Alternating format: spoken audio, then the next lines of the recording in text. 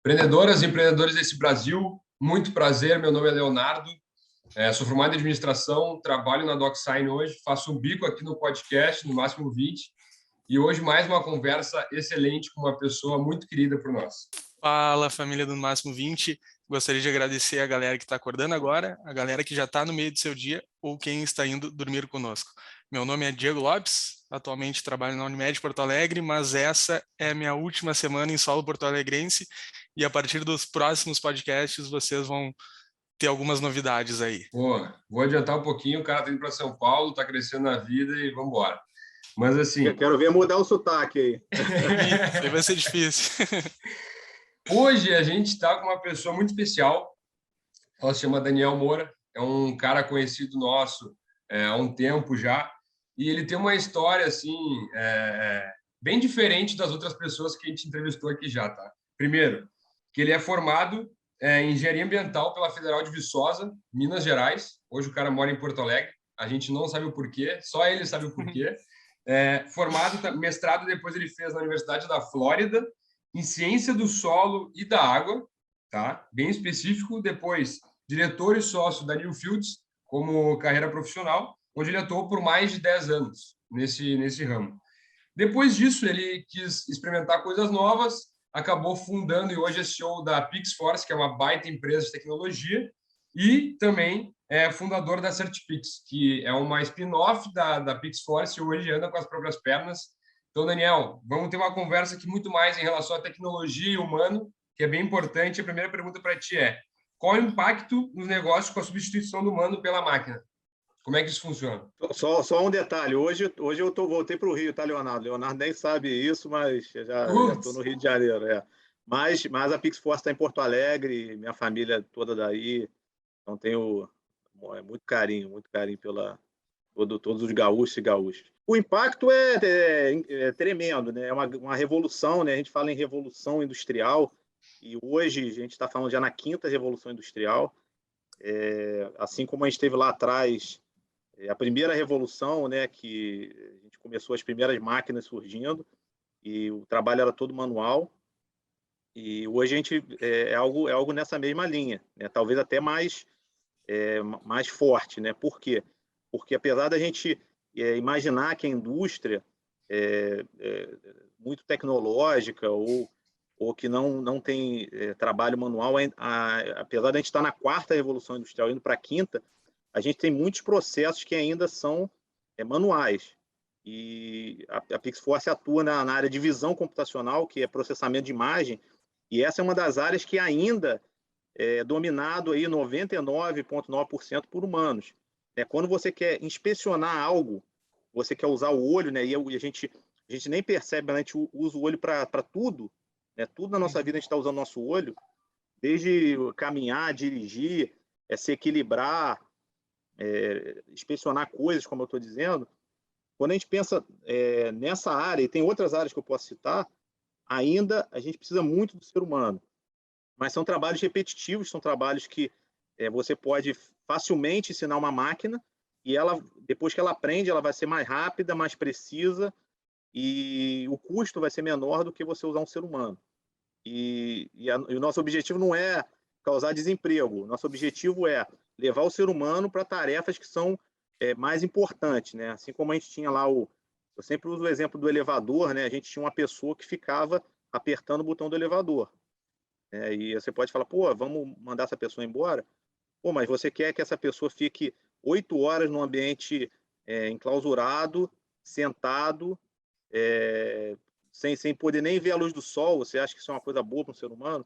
Não, vamos colocar um sistema automatizado e hoje todo elevador novo, né, que é lançado é automático.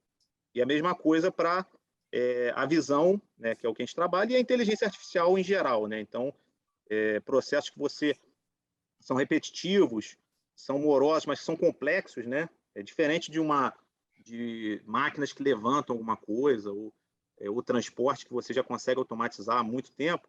Quando você tem processos que são mais complexos, como a visão, você ainda depende muito do ser humano, mas em breve a gente vai ter uma revolução, né? E vai realmente haver uma grande transformação nos ambientes de trabalho. Deixa eu até comentar sobre isso que a gente estava falando antes, eu, Leonardo, e que eu tenho uma opinião. Tem um vídeo bem famoso que fala sobre a primeira tarefa que tu tem que fazer no dia é arrumar a tua cama, né? Eu sou totalmente contrário a isso sobre até algumas atividades domésticas que as pessoas falam que tu aprende, mas na minha opinião, se aquilo não é a tua atividade principal do dia, tu consegue terceirizar, com certeza tu não precisa levar tempo fazendo isso, né? Atividades domésticas, enfim, se não é o teu negócio, acho que não faz sentido tu perder tempo com isso. Se tu pudesse dar algum exemplo na PixForce, assim, algum exemplo prático do que vocês fazem e um tipo de atividade que ela é muito manual e que acaba facilitando o processo? Tem várias, Diego. O processo de contagem, né? Então, tem um cliente nosso que ele vendia uma espécie de filtros, uma caixa com 4.000 filtros, e ele não sabia exatamente quantos filtros tinha, porque uma linha de produção é muito rápida. Então, o que ele fazia? Ele colocava 30 filtros a mais para, se alguém reclamasse ou se a máquina errasse, ter uma margem de erro. Qual que é o problema disso? O problema disso é que ele estava perdendo dinheiro e ele também não tinha confiança que ele estava fazendo certo. Então, além dele perder dinheiro, ele ainda estava com chance de errar. A gente colocou um sistema inteligente e hoje a gente, ali em poucos segundos, consegue dizer se a caixa está pronta para sair ou não. A gente tem casos que aí são mais sérios, né? Casos em que esse caso é uma questão puramente econômica e de reputação da empresa. Existem casos em que o ser humano está em risco. Então, a gente tem um grande projeto aí em que a gente faz inspeção em plataformas de petróleo e a inspeção, imagina a plataforma, né, uma estrutura metálica, ela está no meio do mar, com intempéries, com um monte de problema, corrosão, e se você não inspecionar e não fizer uma manutenção, ela pode colapsar, né, porque é muito peso. Então, como é que o pessoal faz hoje? São alpinistas que vão lá e fazem toda a inspeção de forma manual, usando o olho, né? Então, o cara vai lá, às vezes ele tira algumas fotos, mas ele não consegue nem tirar boas fotos, porque ele não tem... Às vezes ele está muito próximo, às vezes ele não tem muito equilíbrio. Então, você tem uma inspeção que não é de alta qualidade, que depende de um ser humano, que pode estar num dia bom, pode ser um cara que não está muito bem treinado, e o pior, você está colocando a pessoa em risco. E a gente começou é um produto novo que a gente está lançando, que você consegue, com um sobrevoo de drone, em 3 minutos, fazer algo que o pessoal demora 2 dias e com alto risco. Alto risco e custo, porque você tem que embarcar a pessoa numa plataforma, a pessoa vai de helicóptero, com equipamento de rapel, enfim. E o pior é isso, a pessoa pode ter um acidente. Então, é só um exemplo, a gente tem vários outros em que o ser humano está em risco e você não precisa colocar o ser humano em risco para observar nada hoje em dia. Em relação até esse produto, e a gente sente aqui também bastante na DocSign, tu acredita que a tecnologia não avançou quando ela poderia ter avançado ainda em relação à venda por conta do ser humano mesmo? Eu acredito que... eu vou falar do nosso caso, né, que eu entendo bem na visão. De fato, é uma coisa muito nova, tá, Leonardo? Então, se você pensar assim, a inteligência artificial, o machine learning, né, ou deep learning, que é mais aplicado aí à nossa área de imagem, a gente, há 15 anos, isso aí estava começando a ter robustez na academia. E na indústria, isso tem menos de 7 anos, que está disponível aí mundialmente, não é Brasil, isso é no mundo. Então, de fato, é algo muito novo, é algo que, no início, aí, nos anos 2012, 2013, o pessoal estava fazendo competição para identificar gato de cachorro, né? E a acurácia não era muito boa. E assim que surgiu os primeiros modelos robustos. Então, esse é o que o pessoal estava tentando fazer, há pouco tempo atrás. Então, de fato, é uma coisa muito nova. Imagem, todo mundo tem celular, sabe que é difícil trabalhar com imagem, é muito pesada. Nosso celular fica cheio rápido, né? Você fica tirando muita foto. Então, para você processar isso é difícil também, você precisa de computadores muito robustos, coisa que a gente não tinha 10 anos atrás. Então, é por causa dos games, né? A gente começou a ter as GPUs que conseguem processar placas gráficas, né? Processamento para esse tipo de de imagem. Então, é uma confluência. A gente tem as câmeras digitais, tem as GPUs, tem os modelos. Agora é possível fazer isso. Então, eu diria que não tem uma grande adoção porque é muito novo, de fato. Então, e eu estou vendo um crescimento exponencial. Eu vejo no dia a dia, cada dia mais pessoas... 3 anos atrás, ninguém sabia nem o que era visão computacional. Hoje já é uma coisa que na indústria já se fala muito. Então, eu acho que realmente é algo muito novo. Esse que é o por isso não está sendo tão adotado, né? E o que tu vê hoje de desafio até da Pixforce por ser um produto e um mercado novo? Quais são os principais desafios, assim, de barreira de entrada, enfim? Tem vários. Eu acho que o primeiro é a desconfiança, né? Então, por ser algo novo, as pessoas normalmente e a gente trabalha para grandes empresas, né? E as grandes empresas elas têm muita dificuldade de inovar porque as pessoas elas têm medo de errar, né? Então, se você erra, você está colocando o teu trabalho, a tua carreira em jogo. Então, por ser algo muito novo, as pessoas às vezes têm essa dificuldade. Pô, eu vou apostar numa tecnologia nova, eu vou apostar numa startup, né? Apesar da Pixforce já ter uma trajetória aí de mais de 5 anos, a gente ainda se posiciona como startup e em alguns casos, de fato, a gente não tem as respostas, né? De fato, às vezes a gente está explorando algo novo que a gente nunca fez, a gente está fazendo, por exemplo, um produto agora que a gente está desenvolvendo, a gente tem que gerar estampas novas a partir de estampas que tiveram sucesso no passado. Então, você vai lançar um produto, você pode ter uma massa de dados de diferentes estampas e ensinar um sistema de inteligência artificial a gerar novas estampas que podem ter sucesso. Então, é uma coisa super nova, que aí no caso não é inspeção, é você gerar novos dados a partir de dados anteriores, né? Então, você está criando, é quase como um processo criativo de uma pintura, né? Você pode ensinar uma rede neural a pintar um quadro a partir dos quadros de um pintor famoso, né? Então, isso é algo que você pode fazer e a gente está indo nessa direção também. Então, nesse caso específico, é algo que a gente nunca tinha feito, é algo novo e é uma aposta. Então, quando as empresas gostam de falar muito de inovação, mas você quer inovar, você tem que estar pronto para errar, né? Então, eu acho que esse que é o grande problema, né? É uma tecnologia nova, é uma área nova e normalmente a indústria tradicional ela fala muito de inovação, mas existe muito medo de errar, né? O pessoal fala, pô, e se der tudo errado? Se der tudo errado, a gente aprendeu algo e viu que esse não é um bom caminho. É uma das respostas que a gente encontra no final de uma POC, né? Uma prova de conceito. Então, eu acho que esse talvez é o medo, né? O medo é o maior problema. Como a gente conhece um pouco mais a Pixforce há um tempo, mas o pessoal que não está ouvindo, que está ouvindo, talvez não conheça, agora sim está conhecendo bem e entendendo sobre o negócio. A gente que já conhece, a gente quer entender quais são os próximos passos, cara. O que tu tem assim? O que tu vê para o futuro não só da Pixforce, mas para o mercado que vocês estão hoje? O que precisa mudar? O que precisa evoluir cada vez mais para vocês conseguirem expandir o máximo possível, enfim. Vou falar um pouco da gente, né, da Pixforce, depois de forma mais ampla. A gente, o nosso futuro é expandir internacionalmente, né? Tudo que a gente desenvolve aqui é escalável, é aplicável em outros países. Então, todos os exemplos que eu dei para vocês, eu posso aplicar no Brasil, na América do Norte, na Ásia, não importa.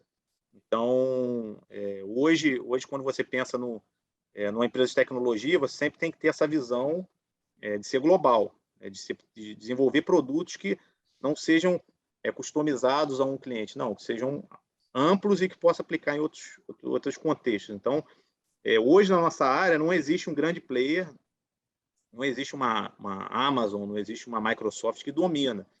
É o chamado oceano azul, né? Tem muita demanda e eu diria até que tem pouco braço.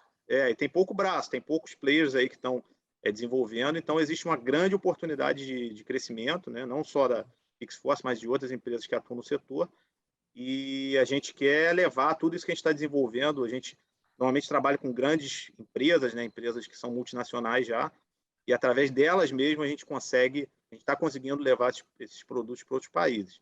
Então, esse que é o nosso futuro, né? O nosso futuro é ir para outros mercados e continuar ainda com o DNA brasileiro, com os desenvolvedores aqui que são muito bons, né? E o Brasil hoje tem uma vantagem competitiva incrível, porque a gente a gente costuma só ver as coisas ruins do que está acontecendo, mas você ter um real desvalorizado é muito bom, porque você consegue ser competitivo, né? O Brasil tem algumas coisas que a gente não é competitivo, mas nisso a gente é bem competitivo. Então, é uma grande oportunidade. E, pensando no mercado em geral, eu vejo que a gente esbarra ainda nessa questão da desconfiança, né, na questão do medo, mas é algo que não vai durar muito. É algo que as pessoas estão vendo, né? Eu dei o exemplo do smartphone. A gente vê no nosso celular coisas incríveis, né? Que você consegue. Eu vou dar um exemplo aqui de uma coisa boba. Eu tenho o celular Android. O Google Fotos, ele consegue já identificar as faces das pessoas que estão nas tuas fotos, na tua galeria. E às vezes ele erra, né? E aí ele fala, pô, tá certo ou tá errado? Você pode ficar brincando ali, tá certo. O que você está fazendo, na verdade? Você está ensinando o algoritmo do Google a ser melhor. E ele tá sendo melhor no seu celular, na sua câmera, na sua família, né? Então, ele está sendo muito efetivo. Então, as pessoas estão começando a entender que essa questão de inteligência artificial é uma coisa prática, uma coisa que pode resolver o nosso dia a dia, de bloquear o celular com a sua face. É você abrir uma conta no banco, tirando uma selfie, fazendo uma prova de vida. Então, eu vejo que existe ainda essa desconfiança, é uma coisa nova, é uma coisa que está evoluindo também. Eu não posso dizer aqui que a gente já chegou. A gente está numa fase hoje, até recomendo um livro, tem um autor, que é o Kai-Fu Lee, que é um autor chinês, ele é um expoente da inteligência artificial. Tem até um TED Talks dele, né, que vale muito a pena ver, e ele fala muito que a gente está na fase da implementação do AI. Então, até alguns anos atrás, a gente estava na fase da pesquisa, a gente já chegou num período que a gente já chegou meio que no limite para algumas áreas como a nossa da inteligência artificial. Agora é a hora de implementar. E ele até diz que ele vê que a China tem algumas vantagens em relação aos Estados Unidos e Europa, principalmente por leis de privacidade, várias coisas. Vale a pena ver as coisas que ele fala. E ele fala que até aqui, quando você pensa em pesquisa, os Estados Unidos está muito à frente. Mas na fase da implementação, a China está pau a pau com os Estados Unidos. Tem os super apps, né? Tem o WeChat, por exemplo, que é um super app que faz muitas coisas e usa muito AI. Então, enfim, existe a desconfiança, existe o avanço nessa fase da implementação que a gente está, mas é uma questão de tempo até isso aí estar cada vez mais dentro do nosso dia a dia.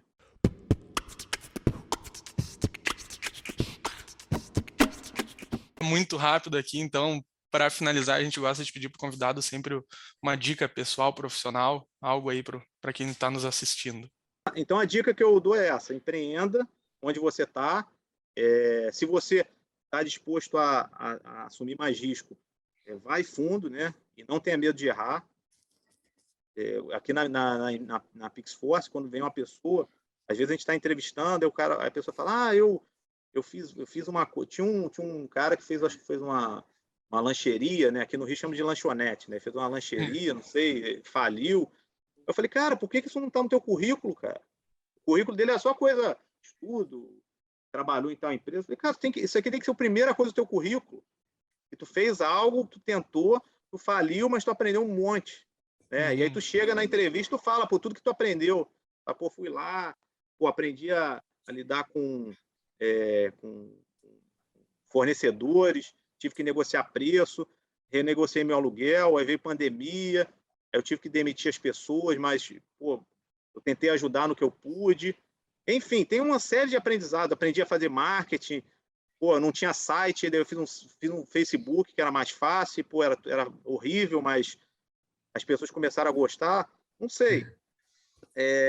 Por quê? Porque isso que o mercado procura hoje. O mercado procura pessoas que pensam, como eu falei antes, já pensam fora da caixa, que vão criar coisas novas.